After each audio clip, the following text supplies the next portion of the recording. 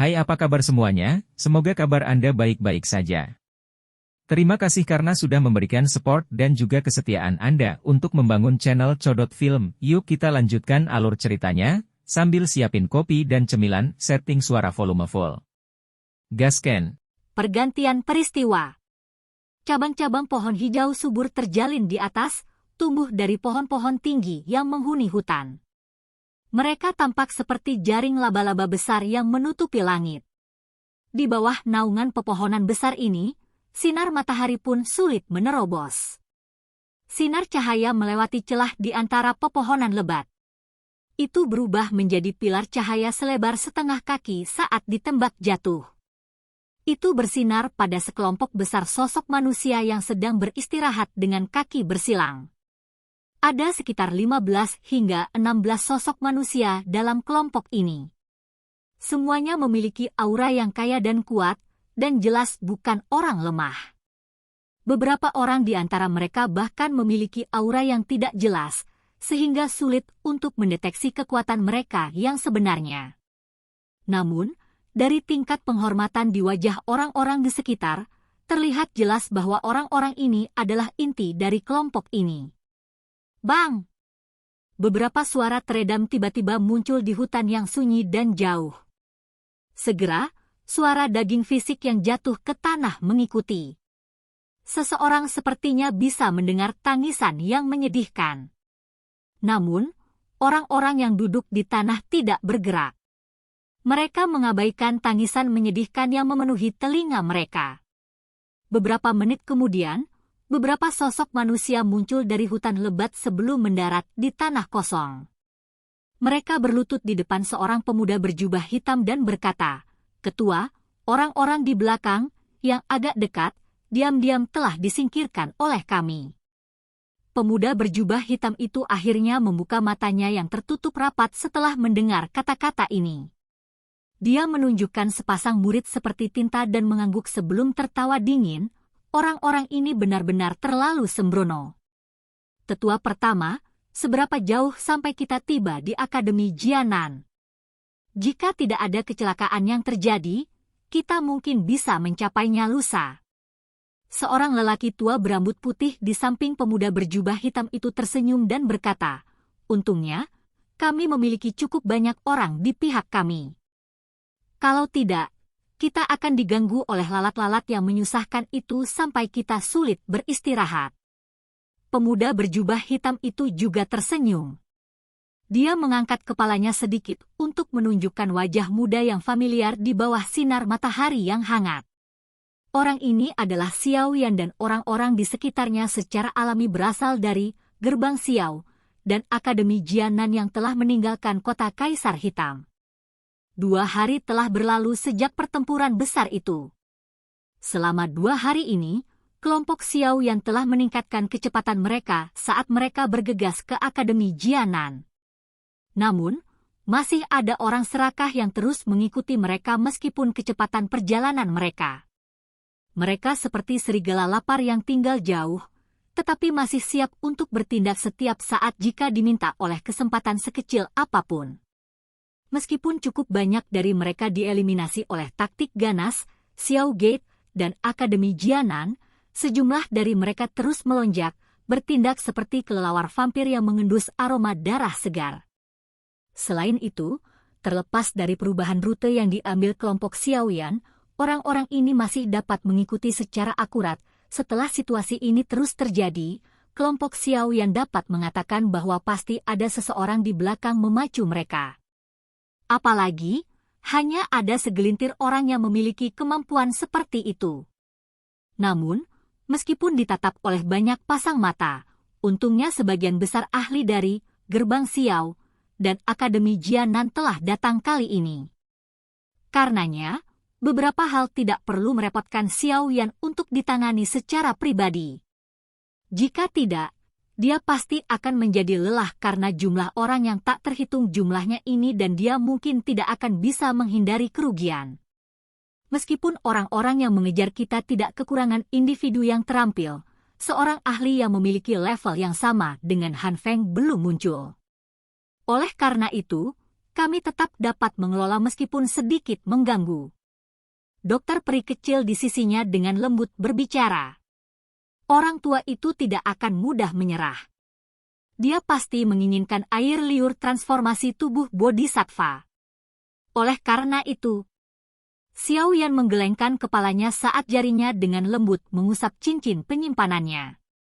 Ekspresi aneh melintas di matanya. Itu segera menghilang saat tatapan Xiao Yan tertuju pada pria besar yang dengan hati-hati mengamati aktivitas di luar hutan. Dia berkata dengan suara yang dalam, "Baiklah, mari kita lanjutkan perjalanan kita. Big Yao, kamu harus memimpin beberapa ahli dari Xiao Gate untuk menjaga punggung kita. Jika ada yang mendekat, serang saja, tapi mundurlah jika kamu bertemu musuh yang tidak bisa kamu kalahkan." "Ya, Ketua." Big Yao menganggukkan kepalanya saat mendengar kata-kata Xiao Yan. Xiao Yan bertukar pandang dengan Su Qian dan yang lainnya setelah memberikan instruksi. Mereka dengan sigap bangkit dan melambaikan tangan. Banyak sosok manusia mulai melonjak saat mereka menyapu hutan seperti macan tutul ganas. Setelah itu, mereka dengan cepat bergegas keluar dari hutan. Di belakang mereka, Big Yao memimpin beberapa ahli dari Xiao Gate dan perlahan mengikuti. Dia dengan hati-hati memindai sekeliling. Perjalanan dengan cepat menjadi lebih pendek di tengah pengejaran yang berulang kali. Namun, para ahli dari Back Corner Region yang mengejar kelompok Xiao Yan tampaknya menyadari bahwa mereka semakin dekat dengan Akademi Jianan. Segera, hati mereka mulai merasa gelisah dan tidak nyaman. Jika kelompok Xiao Yan diizinkan memasuki Akademi Jianan, mereka benar-benar akan kehilangan kesempatan untuk merebut barang itu. Oleh karena itu, semakin banyak keserakahan orang mengatasi alasan mereka saat mereka mulai melepaskan berbagai serangan diam-diam pada kelompok Xiao Yan. Namun, semuanya berakhir dengan kematian yang menyedihkan. Selama salah satu serangan diam-diam, bahkan ada 3 ahli Du Huang yang telah bergandengan tangan hanya untuk meninggalkan satu mayat. 2 lainnya melarikan diri dengan menyedihkan setelah terluka parah. Setelah 3 elit Du Huang menderita kekalahan besar dan mundur, cukup banyak orang yang tamak diam-diam bangun sedikit. Sekarang, mereka akhirnya tiba-tiba memahami bahwa ada 2 Douzong asli dalam kelompok yang mereka ikuti. Setelah berpikir tentang betapa kuat dan menakutkannya seorang elit Douzong, rasa dingin perlahan-lahan naik di hati sejumlah besar orang. Orang-orang. Oleh karena itu, mereka mulai mundur secara diam-diam. Malam hitam pekat menutupi pegunungan yang luas dan tak berujung. Raungan binatang yang rendah dan dalam bergema untuk waktu yang lama. Cahaya bulan yang redup tersebar ke bawah, tetapi mengalami kesulitan untuk mengeluarkan kegelapan yang menyelimuti hutan. Cukup banyak kebakaran telah muncul di hutan ketika sekelompok sosok manusia, dengan pakaian agak compang-camping, mulai duduk dengan kaki bersilang satu demi satu. Jelas, mereka telah mengalami pertempuran yang cukup intens di sepanjang jalan. Meskipun ekspresi mereka agak menyedihkan, cukup banyak orang yang masih menunjukkan cahaya. Begitu mereka bertahan malam, mereka akan bisa mencapai Akademi Jianan keesokan harinya. Saat itu, mereka bisa tenang. Tatapan Xiao Yan menyapu orang-orang yang agak lelah saat dia duduk di samping api. Dia sedikit tersenyum dan menjentikkan tangannya. Lebih dari 10 butir pil obat terbang keluar dan berhenti di depan tatapan tertegun semua orang. Beberapa hari terakhir ini sangat sulit bagi semua orang. Konsumsi pil obat ini. Ini akan menguntungkan kalian semua. Xiao Yan tertawa. Kegembiraan segera melonjak ke mata semua orang ketika mereka mendengar ini. Mereka buru-buru mengambil pil obat dan membungkuk ke Xiao Yan. Mereka semua menyadari status Xiao Yan sebagai seorang alkemis, dan secara alami memahami bahwa benda di tangan mereka pasti tidak biasa. Xiao Yan tersenyum. Dia bertukar pandang dengan Su Qian dan dokter peri kecil setelah melihat semua orang mengonsumsi pil obat, dengan cepat menyilangkan kaki dan berlatih. Kita akan kembali ke Akademi Jianan besok, jari Xiaoyan dengan lembut menyentuh cincin penyimpanannya saat dia dengan lembut bergumam.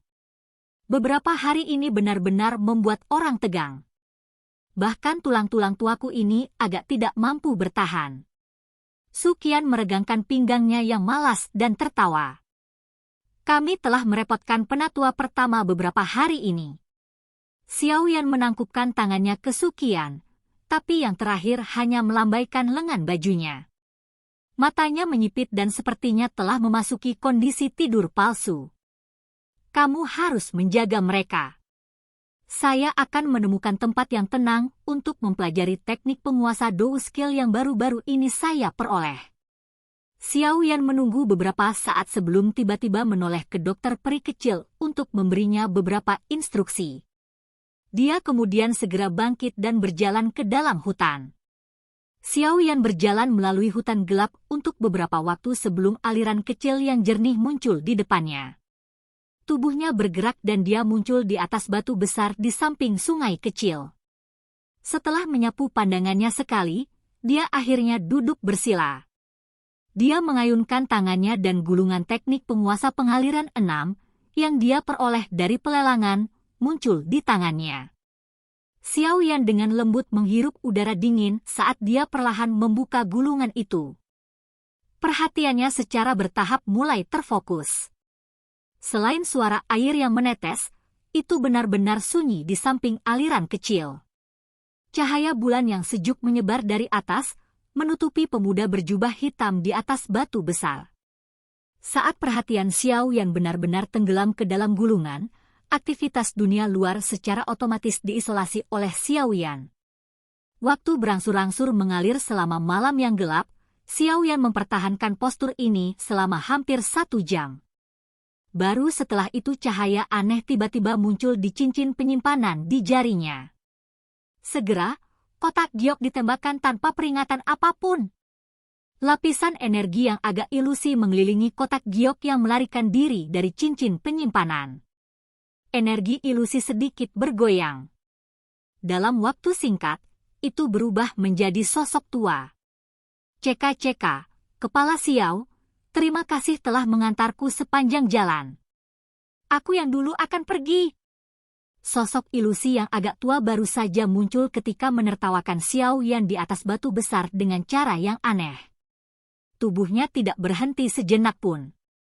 Dengan sekejap, ia mencengkeram kotak giok dan melesat ke arah hutan yang gelap. Kecepatan sosok tua itu sangat cepat. Dalam beberapa kilatan, sosok yang gesit dan bergerak itu berada di dekat hutan gelap. Namun, anehnya tawa samar terdengar di belakangnya tepat saat dia hendak menyerbu ke dalam hutan. Oh Dingshan, kamu benar-benar gagal untuk bertahan. Sosok tua itu tiba-tiba menegang saat mendengar suara ini. Silahkan pergi ke. Oke guys, jangan lupa like, comment, share, and subscribe di channel Codot Film. See you next video, peace out and bye-bye.